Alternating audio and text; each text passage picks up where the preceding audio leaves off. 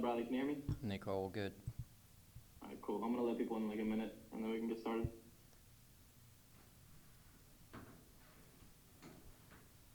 So this is working, right? Yes. Okay. Yeah. It's not just good. for show. No, not just for show. Looks great.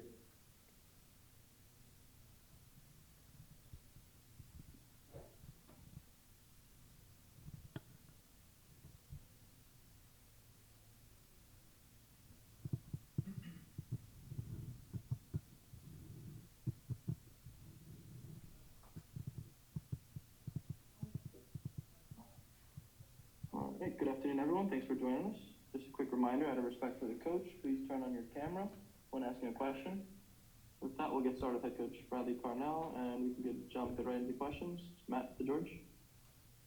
Bradley, you talked after Nashville about massaging the brain a little bit. I wonder what your role this week is in maybe helping the guys with that, and if there's, I don't know, if doubt is something. No, Yeah. it's a great question, Matt.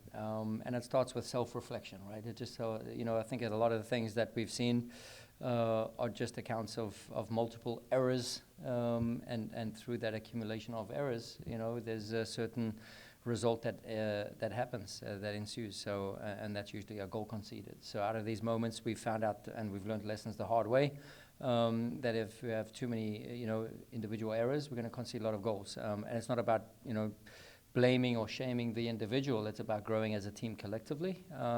So yeah, there's been a lot of accountability, starting with myself and moving through the ranks with the rest of the staff and the players. So I thought the meetings have been positive. I thought from the massaging aspect, there's been a lot of physical and mental, I would say, stimulation happening in terms of just getting bodies and minds right for the job at hand now.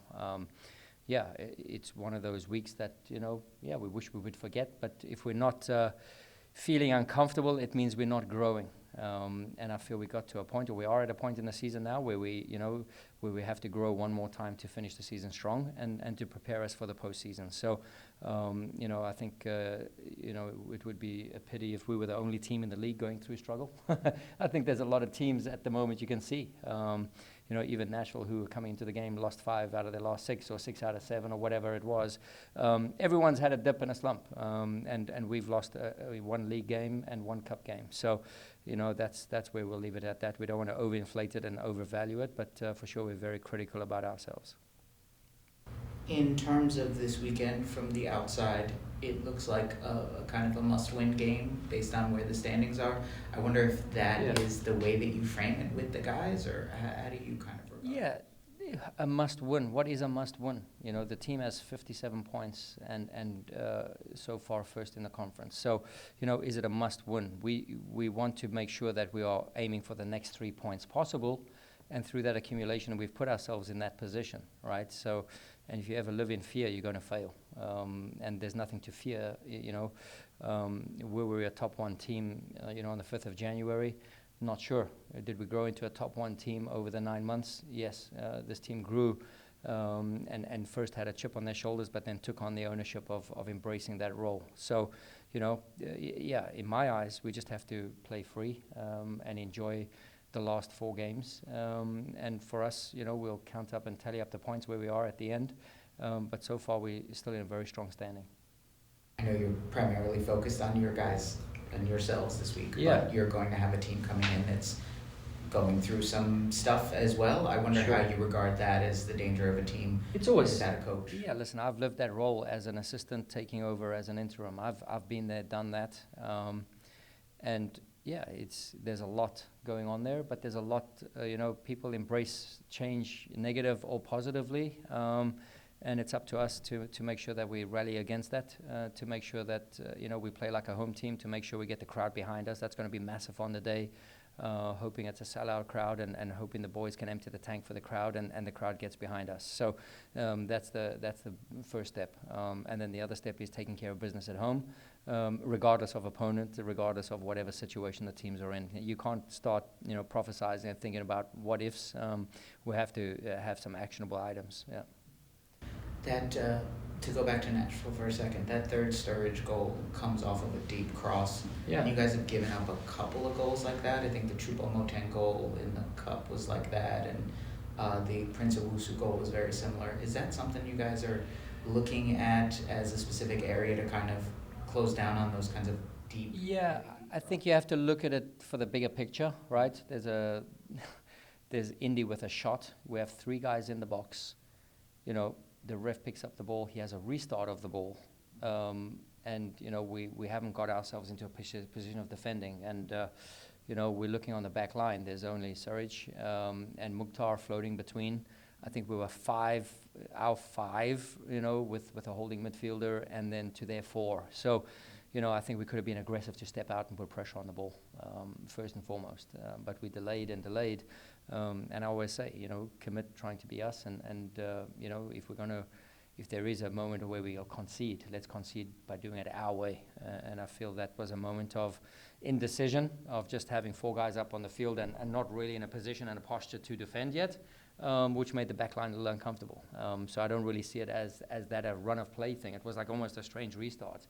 And the ref, you know, had this bounce ball for the goalkeeper. The goalkeeper gives it out to Lovitz, and he can just progress up the field. So, you know, we were just very disconnected at the time, and yeah, we're just disappointed with our box defending. Yeah. So the more concerning aspect of that is not the cross. It's organizational. There's a few pieces above there that, you know, for us to be in posture to defend forwards and having now the compactness as a group. Yeah.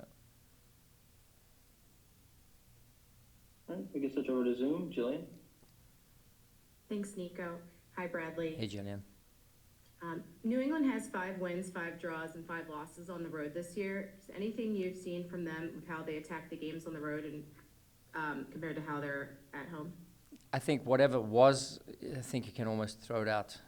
You know, there's been a change, and we have to expect their best. And sometimes, you know, a change can reinvigorate a team, and sometimes it takes longer. You know, it's our job to make sure it takes longer than just the first game bump. And we're going to have a lot of resiliency. They have some good quality. They have some really attacking prowess, whether it's through Carlos Hill or, you know, Langoni on the sides. They have some dangerous weapons, you know, to give up some crosses, and that's a topic that we have to discuss as well. So, I mean, yeah, they have a good team. There's no doubt about it. I don't think there's any bad teams in the MLS. They all have DP strikers or 10s, and some just have a run of poor form, and you know, but they always have that one moment of ability, whether it's a set-piece free kick, and we know what Carlos Hill has done all throughout his MLS career, and he's, you know, certainly one of the most attractive attacking players in the league.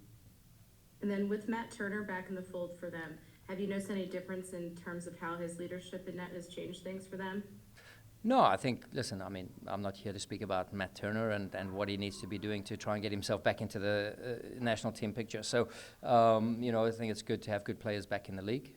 He's one of the best goalkeepers in America, and trying to get back into, you know, starting berth for the national team. So, but yeah, we have a way, we have a plan, and we're going to try and exploit that plan and come match day. Thank you. Thanks. And Jonathan had to step away, but he sent in his question. He says, the U.S. Under-20 World Cup roster comes out tomorrow. If Frankie Westbrook goes, what is the team's plan to account for his absence?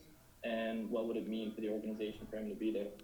Yeah, listen, I think it would be amazing to represent your country in a World Cup environment, even though it's a youth, you know, you don't take that away. It's in a World Cup and something that's to behold and to be cherished. So how we would cope with that, yeah, we've always believed, you know, while, you know, we have a lot of players who represent different countries, you know, we always embrace that and always open to, you know, letting the players go and explore, and we feel that those experiences are better for them and better for us down in the long run. So, you know, if Frankie goes, he'll grow with that group and make sure, you know, he progresses to another level and those experiences to come and help us.